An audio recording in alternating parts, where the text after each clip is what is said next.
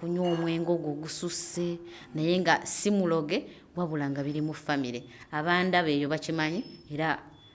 saagala nnyo beebuzeebuze nti tebakimanyi. Ekintu ekyo buli omu akola ki akimanyi nti abantu tubaako n'empewo zaffe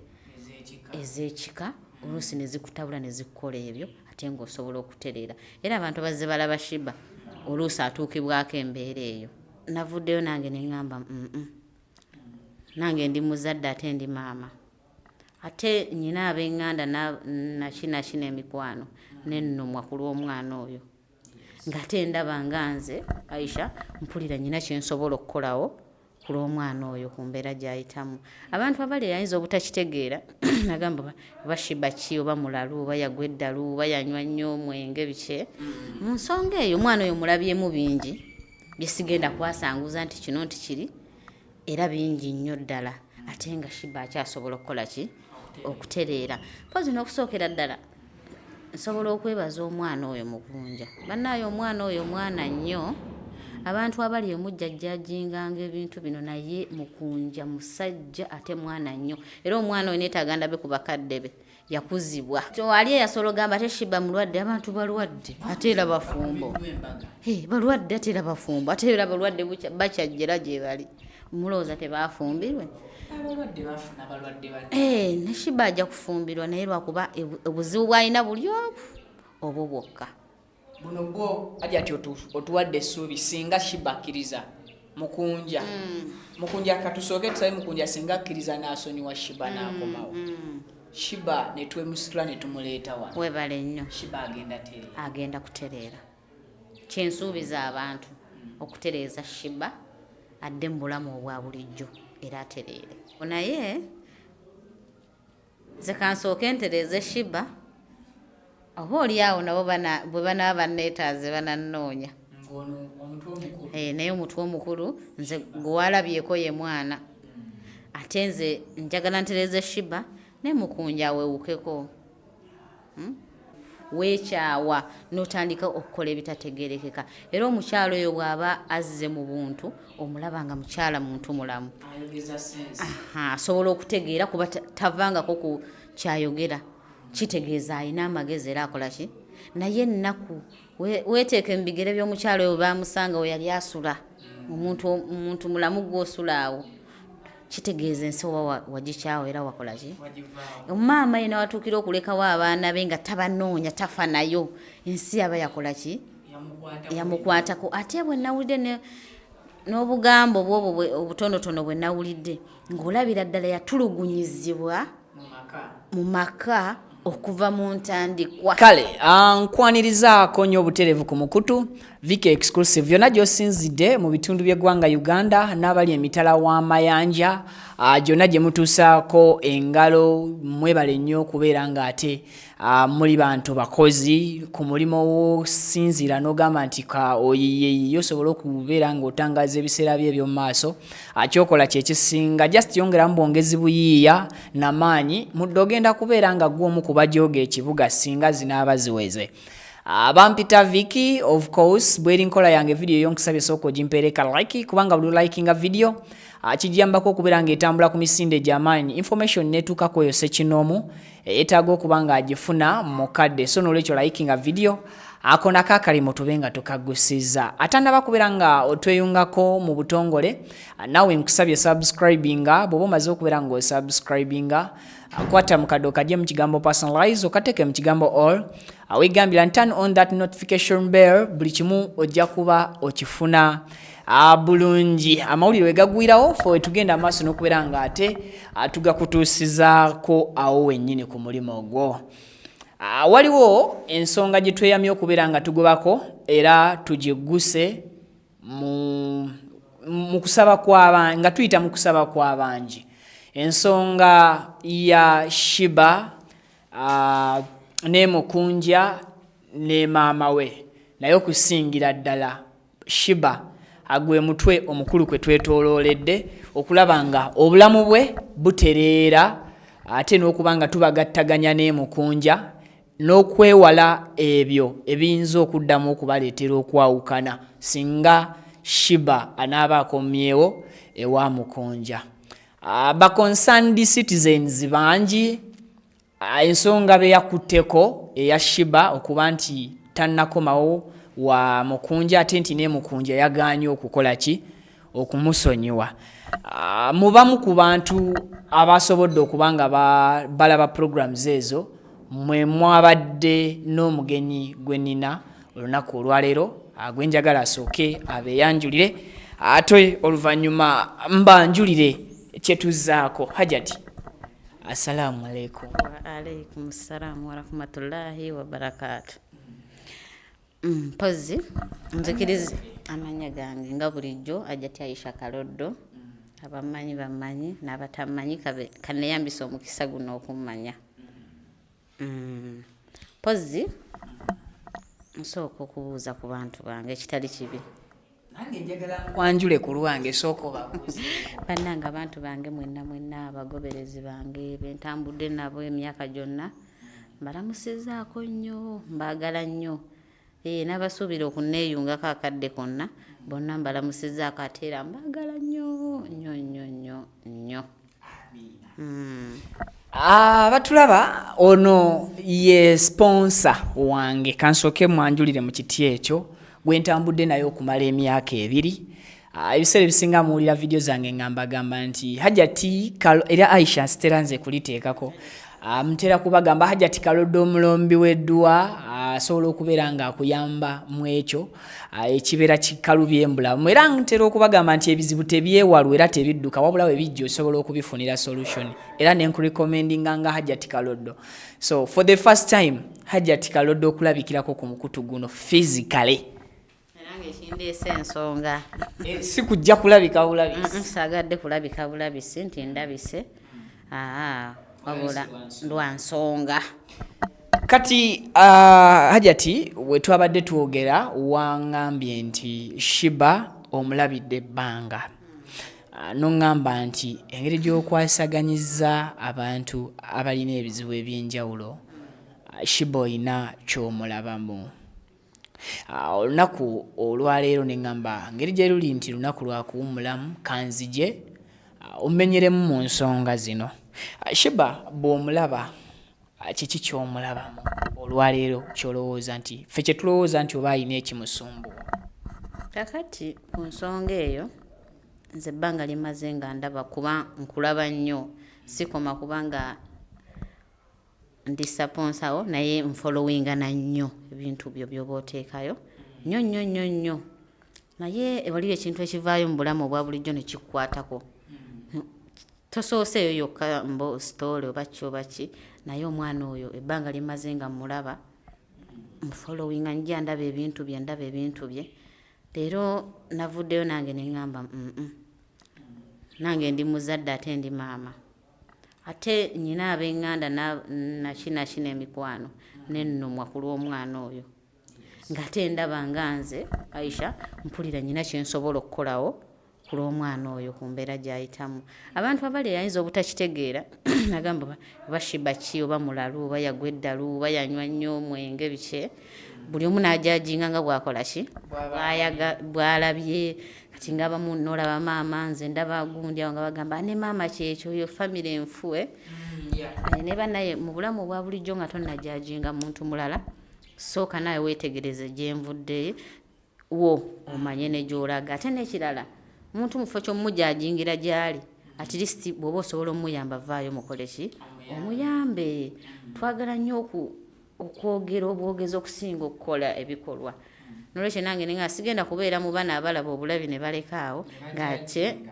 ne bajajinga n'otuuma kino n'otuuma kiri. Kimanyi nti buli mbeera yonna ejjawo ate esoboka era okuvaawo kuba eba teyazaalibwa kubeerawo. Buli kintu kyonna kijja ate kisobola okukola ki okuvaawo. Weebale nnyo mu nsonga eyo omwana oyo mulabyemu bingi bye sigenda kwasanguza nti kino nti kiri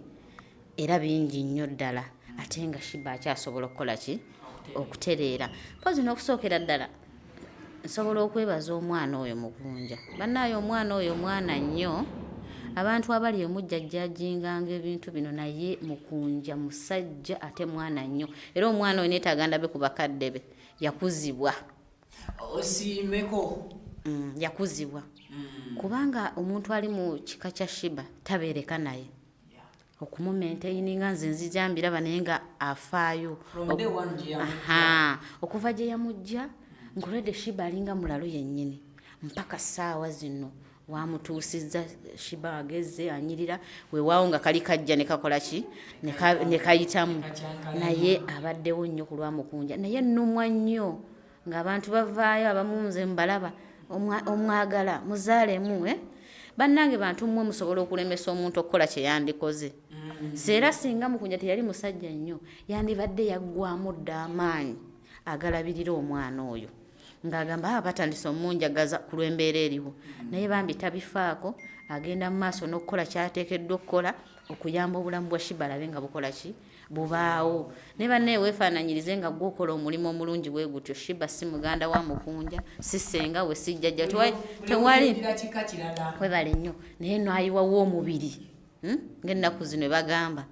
n'alabirira omwana oyo ate nga omulaba si mwangu teyeeguya naye ayiwawo omubiri okulaba nga omwana oyo akola ki abeerawo yensonga eyo nange lwaki nakoze eki nakwatiddwako nange nfuuka omusaale mu ekyo okusobola okubaako bye nnyambako ku Sheebah oba oli awo Allah nsaasire mbituukirize. Bwe tugamba nti Sheebah abasinga bamutwalira mu bifaananyi bingi buli omu okusinziira ku ntegeera ye n'endaba gy'alabamu ebintu. Abasinga bagamba Sheebah muloge, abalala Sheebah yakozesa oba eryabo ebitamiiza omutwe ne gukyankalana, obalala maama we agamba nti Sheebah ayina muko omusajja gwe yayagalira omukazi ne bitabuka n'amuloga. Gwe nga Hajjat ng'oyita mu Mukama adduwa ensonga eno nkimanyi waliwo ebya famire by'otasobola tugamba naye bw'ogezaako okututemeratemeramu kiki ekyaliba ekituufu ku bantu bye boogera? Kakati nze sijja kitwalanga ekyo abantu bo boogezi naturally buli omu ayogera n'ayogera naye ate naffe abamanyi osobola okutuula gwe n'omanya kiki ekidda kuba nze mmanyi Sheebah waba yayagala omusajja wa munne ne bamukola bwe batyo ne maama we okubeera bw'atyo naye yayagala musajja wa munne ate bw'ogenda nga weetegereza banaye singa musobola okwetegereza okuva mu ntandikwa famire ya Sheebah embeera zaayo ndala okitegedde Sheebah yandibanga alondoolwa ebintu okuva emabega kuba bonna famire bwetyo bwekola ki bweri bye sigenda kunnyonnyola nnyo ssaawa zino kuleeta nabitankwatako naye nze ekikulu kyange ne maama wa Sheebah bwe oli awo naye asobola okujja ne mbaako bye njogerako naye nga njagala kusooka kuyamba Sheebah atereere ave mu bulamu bw'alimu kuba nkimanyi asobola okutereera. Okusinziira nga bw'olaba Hajjat, abantu bangi bajja mu inbox yange nga bagamba Sheebah tumutwale omusawo gundi bamukubire ensaasi, tumutwale mu kanisa omusumba omusabire. Bino byonna byetaagisa ku Sheebah abamukubira ensaasi ekizibu kyalina kyetaaga nsaasi. Ekyensaasi sijja kigendamu kuba sikimanyi nze mmanyi nti Katonda yagaba atera yajjawo era mmanyi ekirema Katonda omulala yenna tasobola kyeŋŋanga. Ndi mukazi mukkiriza nnyo mu Katonda era mmanyi Katonda yasinga byonna. Ekyensaasi sijja kiwagira kuba sikitegeera era sikiinaako idea naye nze kyeŋŋambye kiri kimu nti nze nja kusobola okujjanjaba Sheebah mu mbeera yonna mpaka ng'ateredde kuba nze ekimutawaanya nkimanyi era nkiraba ate kisoboka. Mu bizibu bye wali okozeeko mu balwadde bo ab'enjawulo oba mu bantu ab'enjawulo olinamu gw'ogamba nti yali alinakoko ku mbeera ezo efaananyiriza eza Viki Sheebah si mulalu ffe tuba n'abalalu wano ne bajja nga bamusibye n'emiguwa ne mubeera wano ennaku nga ziza tenakkakkana n'addayo nga muki nga mulamu bannaye nga oggyeko omuntu ali ajja kunjajinga nange naye nga tuzze emabega Vicky abantu tuyina ebintu byaffe eby'omubika ebitutawaanya ng'olina ekintu mu kika ekikulondola empewo ezembi nga zibeera zikutawaanya buki buli budde naye empewo ezibasobola zirombera edduwa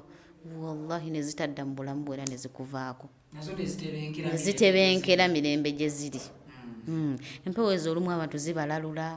abamu zibaleetera okunywa omwenge ogwo ogususse naye nga si muloge wabula nga biri mu famire abandaba eyo bakimanyi era saagala nnyo beebuzeebuze nti tebakimanyi ekintu ekyo buli omu akola ki akimanyi nti abantu tubaako n'empewo zaffe ez'ekika oluusi ne zikutabula ne zikukola ebyo ate ng'osobola okutereera era abantu bazze balaba Sheebah oluusi atuukibwako embeera eyo mu bigambo n'owulira nti kati webale nnyo ka vidiyo nga Mukunja amugamba muviire wakalaba bulungi bwe yali anyenya omutwe bw'ati ng'alinganga nti Sheebah si yaso kiba kiki ekireeta ekyo Hajjati nti abantu abamu balina empewo ezibalinnya ku mitwe gyabwe kaakati abamu babikkiririzaamu abalala babirekaawo abalala osobolera okuzirwanyisa mu mbeera yonna nga togenze mu nsaasi kuba oba ogenda mu nsaasi oba ndowooza okkiriza okuba nga ojjako oli mugoberezi we sitaani ezo kuba ffe empewo tuzitwala nti era abanga sitaani akutambulirako tosobola kyewala n'ekisobola okujja n'ekyenzikiriza nti byonna Katonda abisobola kati omuntu alina obuzibu nga bwa mpewo nga zimutawanya mu ngeri etali ya Sheebah naye still asobola okukkiriza nti ensaasi si ze zisobola okuvumula empewo nga bwe bagamba mbu twate emmwanyi zisuula embibbo buli kika kirina ekibbo kyakyo abantu abo nnyongera obbagamba ebigambo bino era buli nnaku nkyogera nsaasira nnyo omuntu eyeesiga ebintu ebitaliimu kakati gwe alumwa byolumwa omuntu agamba atya mbukwate emmwanyi mbwozisuule mu kibbo mbwozigaaye mbwokole bwotyo emmwanyi zikole ki bananga bantu twebereremu tate tuddemu obwongo tutegeere ate ekirala bantu tudde ennyo tudde eri Katonda tumanye nti Katonda yateekawo ate era yajjawo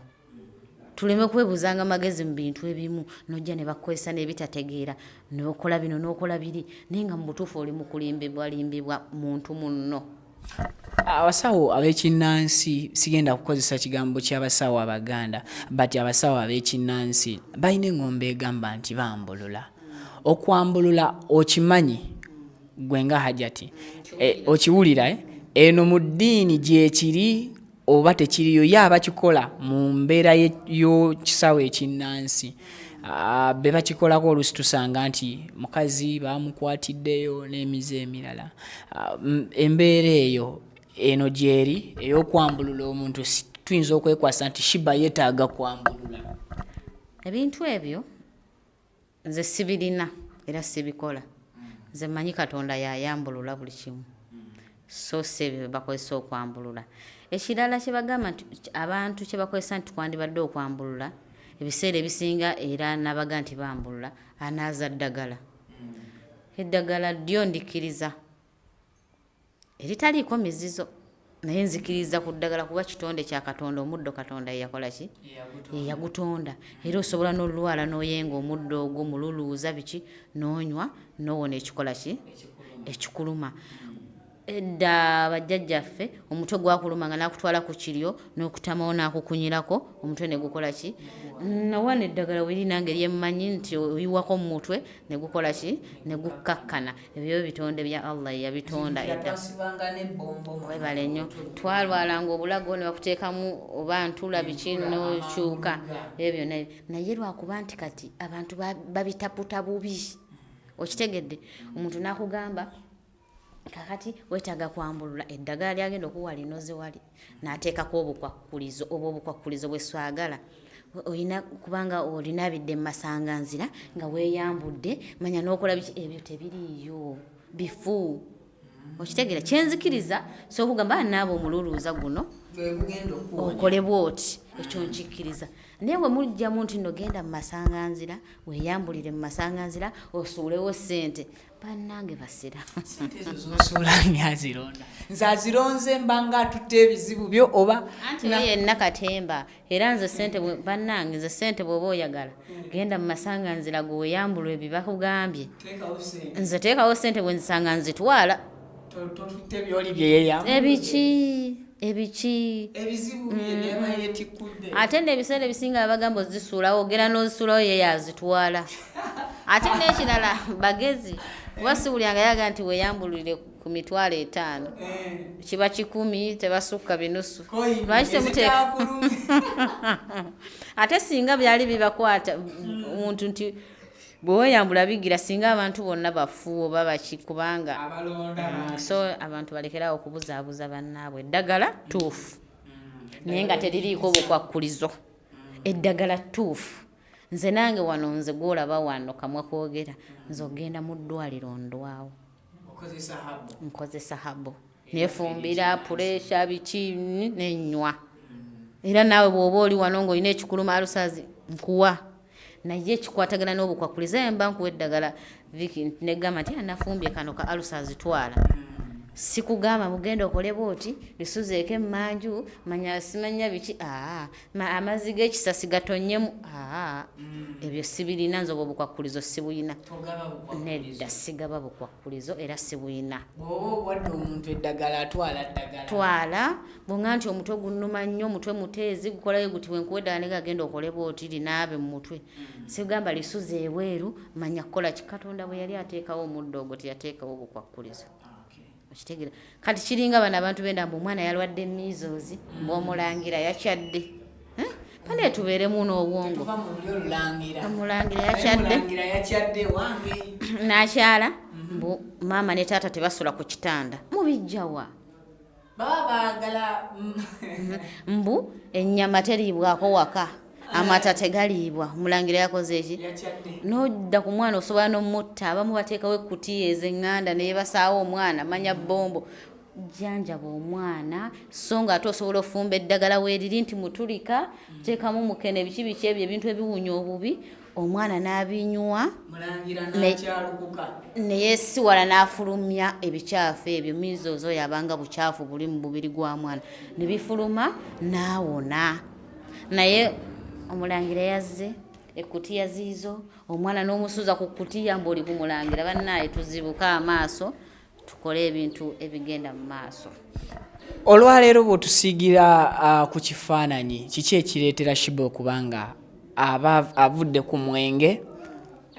ebyaddala ne mumulaba emyezi 3-2 ng'aguviiriddeko ddala ate mu wiiki ng'emu nga oluvannyuma lw'okutereera nga ne bw'omusanga munyumya bulungi ayogera sense n'addamu ne wabaawo ekimubagula omulundi gumu n'anyuma anti kyekyo kyennyini kyenkugambye nti empewo ezo eziba zikutawaanya obanga agw'eddalu bw'ovaako bw'okola ki bw'oddako kati emubagula n'atereera nebimubagula n'akola ki n'avaako kati ekyo kyokka Sheebah omala okimutereezako mu bulamu bwe Sheebah aba agenze kufuuka muntu omukazi gwosobola n'owasa n'abaana n'azaala empewo zitereera ate ffe mu busiraamu empewo tuzisiramula kantuula olumpe empewo tuzisiramula ne zifuuka nsiraamu nezimala ne zikola ne hijja empewo zifuuka ensiraamu ne zikkakkana ne zifuuka ensiraamu nga tezikyalina kintu nakimu kyesobola kutuusa nga n'okusaala zisaala empewo zisiramuka ne zifuuka nsiraamu bagamba okutambula kukola empewo ebadde ekozesa omuntu ebibi nemunywesa omwenge nemukozesa emirimu emirungi nemugikuba irimu nemukozesa emirimu emirungi nga bw'olaba Hajjat bw'atudde wano nga emirimu emirungi gyekola ki gyemukozesa mu kifo kye yandimpadde emirimu gy'okugenda nnyo omwenge ngw'eddalu nkole biki nempa emirimu emirungi egy'okutuula wano mpeereze abantu abalala okitegedde bw'otumya Sheebah ayina eddiini bw'aba mu mbeera ze eza mukazi ayina ki naye sitaani ono amala najja n'amujja ku ki ku mulamwa n'amukozesa byatalina kola kati weeteeke mu bigere nga Sheebah awonye kyekimutawaanya kiki ekiddako kutereeza ddiini na kusumba balala bale nnyo era yajja okusanga akugambe genda osabeko kitege naye omulaba nti wabeera mu budde bwe obw'eddembe mukazi wa ddiini naye kiri ekijja ne kikola ki era kyenjagala bannaye abali eyo ntereeze ku Sheebah oyo n'ekirala nga njagala kuba nasembye okulaba nga Mukunja yagaanye omumusonyiwa Mukunja namwegayiridde yagaanye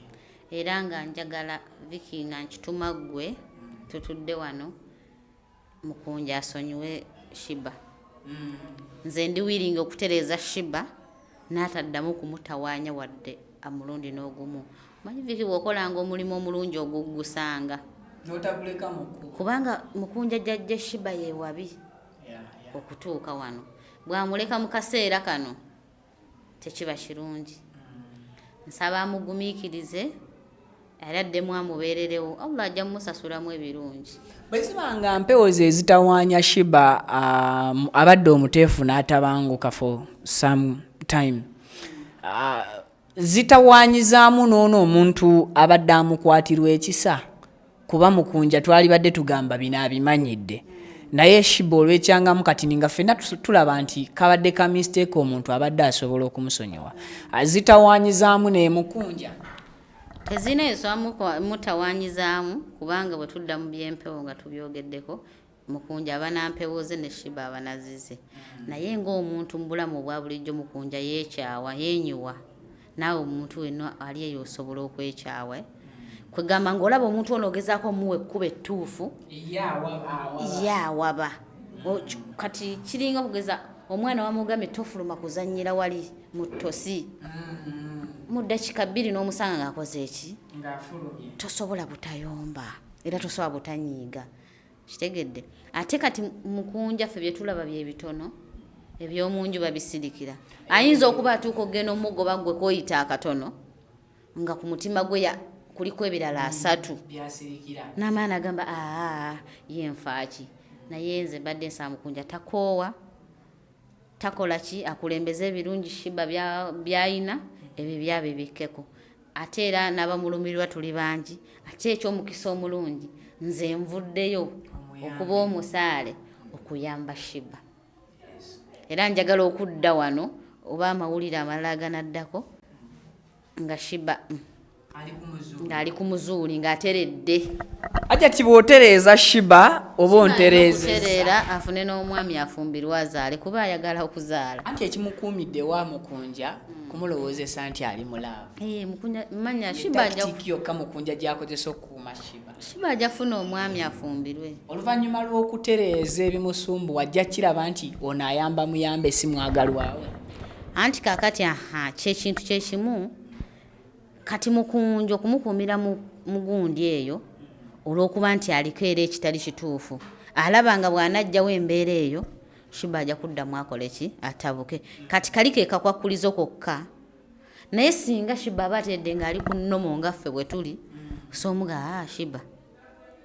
kiri nali nsaaga naye tufune omusajja okole ki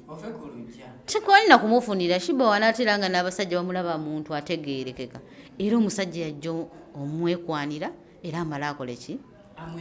amuwase ali eyasobola ogamba ate Sheebah mulwadde abantu balwadde ate era bafumbo balwadde ate era bafumbo ate era balwadde bakyajjera gye bali mulowooza tebafumbirwe ne Sheebah ajja kufumbirwa naye lwakuba obuzibu bw'alina buli obwo bwokka buno bwo Hajjat otuwadde essuubi singa Sheebah akkiriza Mukunja katusooke tusabe Mukunja singa akkiriza n'asonyiwa Sheebah n'akomawo Sheebah ne twemusitula ne tumuleeta wano webale nnyo Sheebah agenda kutereera kyensuubiza abantu okutereeza Sheebah adde mu bulamu obwa bulijjo era atereere wasoose n'oŋŋamba nti Sheebah asobola okutereera privately nga tebiri ku kamera naye nkugamba ebyange mbyagala nnyo nga mbikola ensi ekola ki ebiraba ensonga enkozeseza program eno nti bwe kuba kumpa ssuubi nga nze amanyi Mukunja gy'avudde ne Sheebah ke balituwe ffenna nti essuubi ery'okuwonya Sheebah oweeriri Sheebah ate kirungi ne baatugamba naye butabika bakakasa teyagwa ddalo Sheebah teyagwangako ku ddalo ekitawanya Sheebah kiri ekintu eki tekyongerako kyakubiri ekyo ekimu kyokka webale nnyo era nensaba nze mundeetere Sheebah tumuleetewa essebo duwa empewo enkyankalamu entamiivu zikole hijja zonna zisiramuke obugiraasi bwawala gizisuula eri Sheebah si yasoose bayidawo omuntu ayinza okulowooza mbu Sheebah yasoose lwakuba nti si buli kimu nti kibeera mu kamera abantu bangi bateredde bangi nnyo bateredde bwa Sheebah muzannyo buzannyo just kukuba bukubi mu ntunjiri ave ku kirwadde ku kirungi webale nnyo kyekimutawaanya webale nnyo Sheebah yeetaaga okumuggyako ekyo ekimusumbuwa n'okwogera naye obulungi n'amanya ekkubo ly'alina okukwata. Katwogere ku kintu ky'omukisa Hajjat. Sheebah ono alinga ng'aliko obubeezi omukisa kuba Sheebah ne bwe tugamba nti akoze ensobi Mukunja buli omu n'agamba nti ali ku sayidi ye asooka amwesonywemu tewayita nnaku bbiri nga gwe yabadde alowooza nti Mukunja va ku Sheebah ate gwe weegayirira Mukunja akomyewo Sheebah ate ekyo kiki ekikireeta mukisa bukisa oba empewo embi bwevaawo nnungi yemwetimba anti era empewo ezo oba kati katugambe nti omuntu tosobola kubeera mubi wenna obaako obulungi nti Katonda gwe tasobola kukuteekako gwayina bino gwalaluka gwakola ki ate era gw'otalina namukisa kati ako ko yakeesigalizaako omukisa gwakola ki gwaguyina kitegedde omukisa gwaguyina kuba nange Sheebah mwagala nganze omuntu ate nalivuddeyo nkukubira amasimu agalubaluba njagala Sheebah nasooka kusirika nenkiraba naye nagenza okulaba nenga kino ekintu nkisobola lwaki nsirika ng'ate embeera eyo ngisobola n'oyagala Sheebah ng'omwagala taliiko era saagala mpa wadde 10 wadde abaliyo nga bamusondera ssente nti Hajjat wadde ez'akabaane temumpa buli kimu kyonna nkiyimiriddemu ku lwa Sheebah. So kati nyongera okwebaza abantu bonna kuba nkimanyi Sheebah Mukunja abeereddewo Sheebah n'oluusi naye si kumaanyige omuntu yenna ng'oli eyo obeereddewo Sheebah ne Mukunja obuyambi bwonna mbeebaza nnyo mwebale nnyo mwebalire ddala era nsaba Allah wakitiibwa abasasulemu obulungi obwereere era n'abayambye maama we kuba naye mwamusanze mu mbeera etali nnungi buli omu ng'alina we yatodde n'ayamba maama oyo muzadde oyo Allah kimubalire ne maama ono naye bizibu byebimu bifaanagana n'ebya muwala we maama ono maama ayinza okuba talina kizibu kiri awo naye maama obwongo bwe baabutokyalinga maama wa Sheebah bw'aba ayogera omulanga mukazi muntu mulamu naye n'ennaku eno esobola okufuula omulalu manye ennaku bannaaye bantu abali ennaku bwe kuyitira weekyawa n'otandika okukola ebitategerekeka era omukyalo oyo bw'aba azze mu buntu omulaba nga mukyala muntu mulamu asobola okutegeera kuba tavangako ku kyayogera kitegeeza alina amagezi era akola ki naye ennaku weeteeka mu bigere by'omukyalo oyo baamusanga we yali asula omuntu mulamu gw'osula awo kitegeeza ensi owa wagikyawo era wakola ki maama ye nawatuukira okulekawo abaana be nga tabanoonya tafa nayo ensi aba yakola ki yamukwatako ate bwe nawulidde n'obugambo bwobwo obutonotono bwe nawulidde ng'olabira ddala yatulugunyizibwa mu maka okuva mu ntandikwa neyeekyawa neyeekyayira ddala neyejjako waya naye nga maama wa Sheebah mulamu nnyo era atege era maama wa Sheebah ye teyeetaagisa kujja kufuna edduwa tewaliwo edduwa tetamiiza naawe ogenda kuva wano ng'ogifunye edduwa tetamiiza era ne maama wa Sheebah akyetaaga edduwa osobola ogimuwa olw'ensonga yeetaaga emikisa tumusuubiramu okukola ebintu bye bitambule ate maama wa Sheebah ensonga enkulu gye yeetaaga kansolingi kuba ayina ekiwundu ku mutima teri ddagala ddala lyeyeetaaga mukadde kano kusinga kumukansolinga yeetaaga kansolingi nnyo n'otuula naye n'oyogera naye n'omulaga nti ebyo byonna bibaawo mu nsi naye obulamu busobola okukyuka abasinga kyetubadde tutalaba nga tulowooza nti oba kizibu kiri mu famire. Ate bwe kiba mu famire maama wa Sheebah si famire y'oli. Biyinza okuba nga munaye mukwagala okugalangata n'okukola omuntu wano. Ebizibu byeno bijja ne bigwa ebizibu. Maama wa Sheebah alina nnaku ye mubonyaabonya. Yabonaabona nnyo ku lw'omusajja, obonaabona omusajja akuggyeeko abaana, obonaabona negozzeemu okufuna nayo oba oliawo kuba nawuli agaba bonna kyekimu n'ofunayo omulala era nayo nanga kyekimu otuuka n'ogaba banze nabaaki neweekyawa kati yeekyawa n'asalawo anywe ebyo byanywa byonna ebitategeerekeka n'agamba at least kanfiire wano. So ye taliimu mpewo emunywesa, anywa lwa bizibu bye era omulaba waba tanywedde aba ayogera ebigambo ebiri ku mazima naye ate ekitali ku muwala nti omuwala ne waba tanywedde n'atabuka nayo. Maama Sheebah ekizibu ekikye kyanjawulo ku ky'omwala. Then ensonga y'abaganda ba Sheebah, empewo gyo ezitawanya Sheebah zitawanya n'abaana abaganda ba. Empewo zino mbi we ziba zaabalondodde okuva mu familizi zammwe zisobola okubonoonera obulamu mwenna. Neweesanga ng'ono omu taba na mirimu ne bw'aya akagifuna bamugoba oye ng'alina ekyo ekizibu. Omu bw'afumbira otalina waatula tanywerawo eva abanga gwe bagobye. Osobola okusanga ebizibu nga byanjawulo. Ono accident zimukuba buli lunaku kugamba nga buli omu alina kyanjawulo ku munne. Bw'oyogera ku kya accident of course muto wa Sheebah omulenzi wa muganda we yatugamba nti balinayo muto waabwe era omulala basi yamutomera era naye anuusa mafuta ga nnyonyi ali awo mu kisenyi. Kati bwe buzibu obwo naye ze kansooka entereze Sheebah oba oli awo nabo bwe banaba banneetaaze banannoonya. Naye omutwe omukulu nze gwewalabyeko ye mwana ate nze njagala ntereze Sheebah ne Mukunja awewukeko. Ne Mukunja awewukeko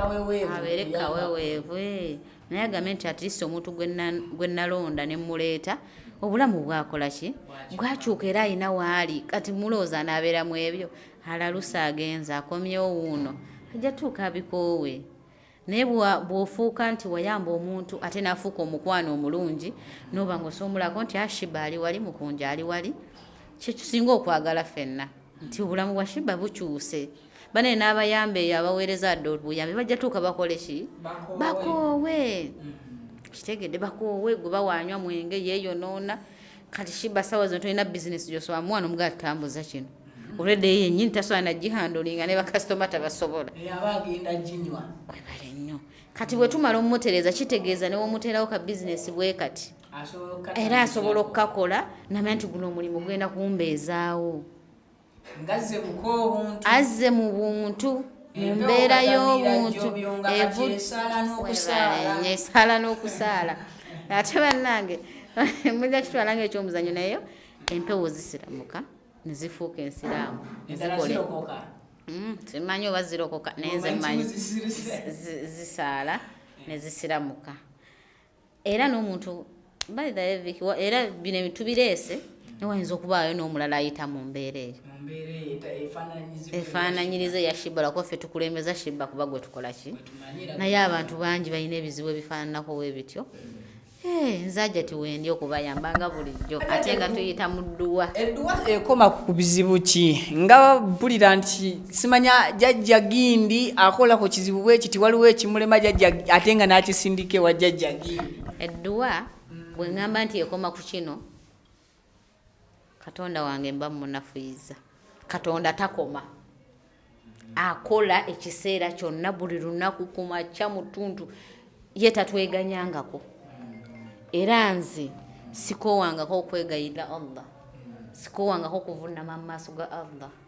sikoowangako kubeera mu kitabo kyange, sikoowangako okusaala eri Allah era sikoowangako kumutendereza. Kitegeeza yamanyi lwaki wendi lwaki nkola bwe nti ate ne neeyambisa omukisa ogwo okugabana kyendi n'abalala. Kitegedde nti Katonda wakuteekawo nga gw'oli wanjawulo ku balala ate tofuuka nakyemalira nawe vaayo okozesa omugaso abalala nabo obayambe ate basobole okuba nga balina byebavuunuka oba oliawo. Kale tuli wamala wakiso programu eno gye tugikoledde mu maka ga Hajjat Aisha Kaloddo for the first time okwapyalinga ku channel eno naye tekubadde kweyagalira kwe nti alina okujja mu kamera alabika si muntu wa kamera nnyo naye nakimusabye at least ekyo kibeewo ajja tutangazeemuko mu nsonga eno kuba abafa ku bulamu bwa Sheebah bangi ng'ogyeko nze ng'ogyeko Mukunja ne maama we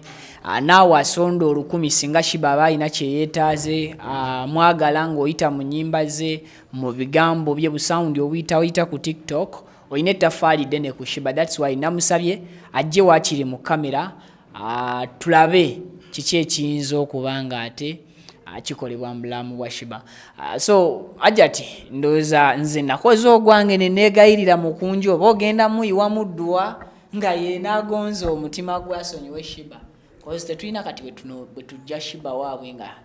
tetusoose kuyita Mukunja. Nze nga nze bwe mmanyi okukkiriza kwange ate ku nsi kuno Allah yampa ekintu kimu kasankwata ne weba simu yange nga bisimillah nekkubira nkakasa nti kyengenda okugamba oba ojja kikkiriza era ngamba ebigambo byange nga tuva wano nti nze nkimanyi Mukunja ajja kusonyiwa Sheebah ate era olunaku lumu neesunga obbalabako mu ddiro lyange wano nga sigwo owaludde Sheebah muleeta nga ne Mukunja kwali nga Allah ye mubeezi wange era nga yankulembeddemu kimanyi kijja kusoboka. Nkutumya obubaka buno ogenda onjogerere naye nkimanyi ajja kukkiriza insha Allah. Onjiyeko omukisa mu bigambo byontuma byawuka ku ebyo bye bantumya abawagizi ebingi bye nafukumudde nga neegayirira Mukunja. Nsaba Allah wakitiibwa kulembere ng'ogenda okumuŋŋambira omugambe nti omukyalo oli Hajjat akwegayidde ne ssekwegayirira yenna sonyiwa Sheebah akomewo mu bulamu bwe kati afuuse waffe ffenna nange mwendi tagenda kuba wa Mukunja yekka nange mwendi Sheebah ajje nze ndi wiringi okumujjanjaba buli kimu ekimusumbuwa okuggyako obulwadde obw'omumusaayi bwe sijja kusobola bwesaagala mbulimbe bantu naye ekimutawaanya ku mutwe gwe atereradde mu nnomo njagala Mukunja naye yenyumirize mu muntu gw'ayambye nti atirisi bwe nayamba Sheebah yafuuka kino. Ajjeyo na ssente nga mmeka bw'abajja Mukunja bw'abakkiriza okujja ne Sheebah bajje nakasawo nga kazitowa ki? Saagala wadde ennusu eyedda gye saalabako ku mulembe oba gw'amiini bajje ensimbi eŋŋanda ajje na mutwe gwe nze buli kimu ekyange saavisi zonna zange. Kansooke nkwebaze olw'okufaayo nkwebaze ekyobutasaba nsimbi ku kizibu ky'osobola okuwonya nkwebaze n'akaddeko. Abantu bangi bulijjo abaŋŋamba naye Hajjat Kaloddo nga tetumulabangako ababeera mu WhatsApp yange leero mukwatiriza bukwatiriza ono mbanjulira Hajjat Aisha Kaloddo omulombi weddwa agwentambudde naye okumala emyaka 2 nga situmulabangako ku channel kuno okujjako eno mu buntu gye mulabira nga nze. So Hajjat obugambo bwo obusembayo eri abawagizi ba Sheebah okusooka. Abawagizi ba Sheebah kyembasaba tebaggwamu maanyi tebakoowa batwale mu maaso nga bwe babadde bagende mu maaso n'okumuwagira n'okumwagala naye muntu ngaffe tumwagala ate bane tuyiga okwagala abantu abayita mu mbeera ng'eyo nabo baazaalibwa nabo ate batwetaaga tuleme kubanga tuba tokomokera mugambo gwokka nga tetusobodde kubayamba ate oba tosobodde kuyamba toyogererawo nnyo kuba ojja kulemesa omulala asobola okukola ki tokomoka mpola okuyamba. Nensaba nga abantu bw'otuukanga ku kintu kyonna Viki ng'olaba tolina wookifuniramu tekikuyamba kusaba kiyiteko okusinga lw'onaagenda oyogere oteekeyo message ate omulala agirabe yandibadde ye asobola okubaako kyayamba okitegedde tuyige okufa ku bitukwatako ndowooza kye naligambye ebitatukwatako tukole ki tubireke tubiyitengako buyisi nga nze mu ndowooza yange nze Aisha ebitankwatako tisibiwabudde kyesiikolera sikola ki sikiwabudde bwemba ozze nga sijja kuyamba simanyi lwaki nkumalira obudde n'okukutunulako sikiwabudde kati n'olwekyo ate n'ekirala Mukunja mulekerawo munafuya oyagala Sheebah ba mukazi wo bomwebakako n'ebigambo ebingi byaki mulemedde okulaba omulimu omulungi gwakoze mutunuulira nti Mukunja yayagadde ani Sheebah mufunisiza olubuto bannange ebigambo bibe bitono enkyokeera nga ggwe Sheebah oba oliawo obanga ozadde ye obanga obulamu bukukyukidde kuba buno obulamu bukyuka guno mubiri gino emibiri twambadde emyambalo webale nnyo tulekeraawo kunja oyo mwana nnyo omulimu gwakoze munene nnyo guyinza n'okulema omuntu eyeesobola okusinga ye kale ndowooza tewakyaliyo kyamaanyi gyolo yoero olina kyoyagala wano tewaliwo byonoonese ssebo akakiiko ko kakolere ewalala abawagizi aba Viki Exclusive abaali batambudde ne Hajjat Kaloddo babaira balwadde nga bwe bagamba eri mu busawo obw'ekinansimbu abalwadde bange neeno baba balwadde bange omuntu yenna azze ng'alina ekimuluma oba bulwadde bwa mwoyo oba bwa mutima aba mulwadde mu mbeera yonna aba mulwadde aba mulwadde wange kuba ne bw'ojja ng'olina bube stress ng'ozze kwogerako nange nsobola okwogerako nange n'ova wano ng'owonya omutima ogubadde gukuluma kitegeeza mba nkujjanjabye mu bigambo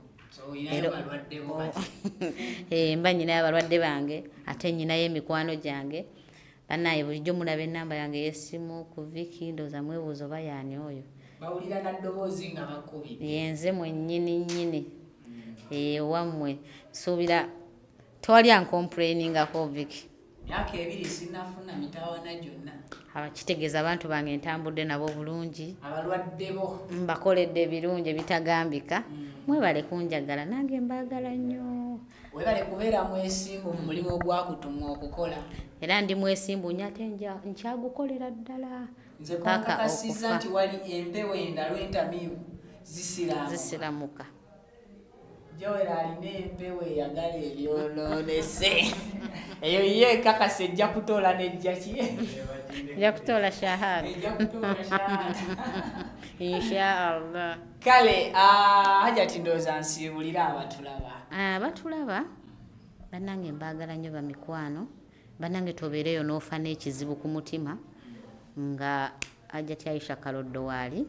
sikoma mu kumanya nti nja kujjanjaba abantu abafaanana nga Sheebah n'endwadde z'emyoyo tuzikolako bannaaye tobeereyo ng'olina stress olina ekikunyigiriza tolina solution tomanyi kiddako kubira essimu yange neebuuzeeko Hajjat kiri kiti nsobole okwogerako naawe ojja kukkakana abantu abamu beewa obutwa beesuula mu nnyanja bafuna attaka ne bafiira mu buliri naye nga yawuliddwa omuntu w'okwogerako naye osobola okwogerako nange sigenda kwasa kyamakyo sigenda kyogerako nti oba nkiralaase tujja kwogera babiri era tulabike nga tuwedde ndi mukyala mulyoyi wa mwoyo mulungi era emba na counselings nkakasa embeera tesigala kyekimu abantu bange Viki ndowooza nsobola wakasimu tewali tabu essimu yange nga bulijjo 07764637 kanamba kange ndowooza ojja kuba bateerayo awo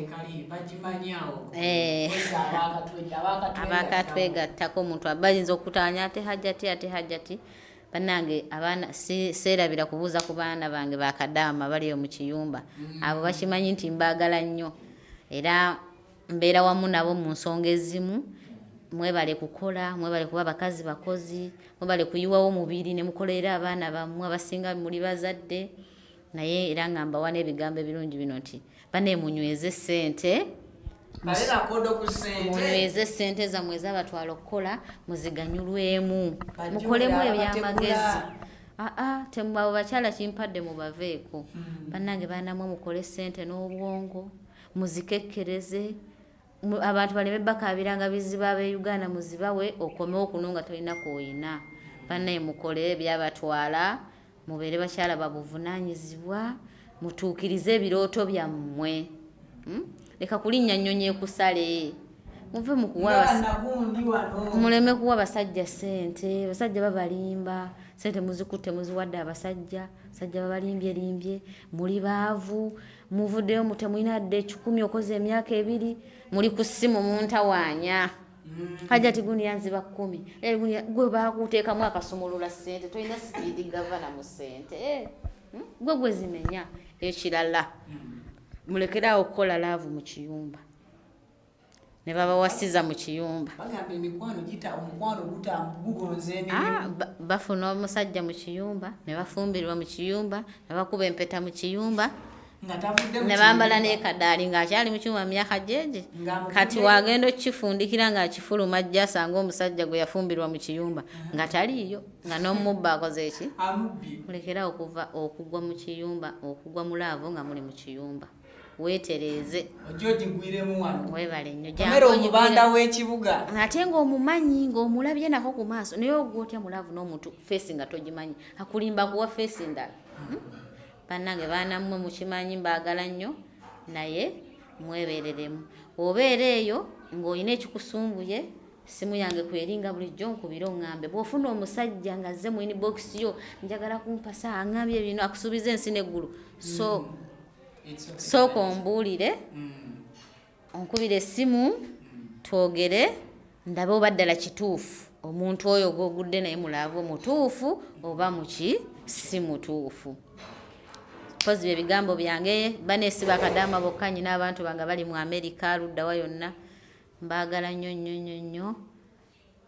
ndowooza byebyo Viki weewaawo so naawe baba gwatawaanya ndopera baba gwatawaanya alopere nze nange mbeere nga Calvin Kayanja akutawaanya akusaba ki so kompereze ekyo kyakutawaanya akusaba nkakase anyway olwo lwali nenga neyanzizanya akadde kompadde Hajjat n'okukkiriza tukukyalireko n'abantu baffe abo basobole okuba nga ate bakulabako ebbanga lyonna lye tutambudde ffenna Mukunja bwe bampadde eddwa ssebo enakukkirizisa kansooke nange ngisabire wano banaye mu comment section munneegatteko tusabe Mukunja asonyiwe Sheebah ate bw'amala okumusonyiwa era akkirize amuleete ewa Hajjat Aisha Kaloddo tulabe ate obulamu bwa Sheebah nga bufuukamu ekintu ekirala agange nze Viki ndabika ngenda kubasiibula mbasange mu programu egenda okuddako kuba bwe nnaabasiibula lumu teri ajja baweereza